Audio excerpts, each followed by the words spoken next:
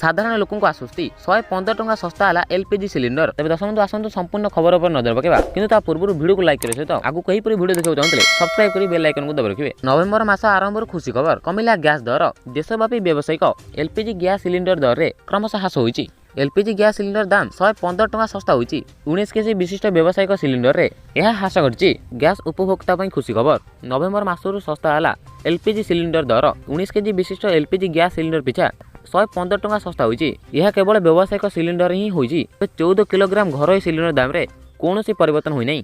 आज शुक्रवार ठारू नुआ दिल्ली रे 19 केजी किलोग्राम सिलिंडर दर 115 टंका, कोलकाता रे 113 टंका, मुंबई रे 115 टंका, चेन्नई रे 116 टंका सस्ता मिलिबो। यह पूर्व अक्टोबर 1 रे भी सिलिंडर दर 25 टंका कम होइतला। 14 किलोग्राम घरोई एलपीजी सिलिंडर पुराना दाम रे मिलिबो। तेज दर्शक बंधु ये थिला विभिन्न सहर एलपीजी दाम जहाँ आप जान पाइले। तेज वीडियो को लाइक कर दिखाँ आगे यही वीडियो देखा चाहते सब्सक्राइब कर बेल आइकन को दबा रखिए।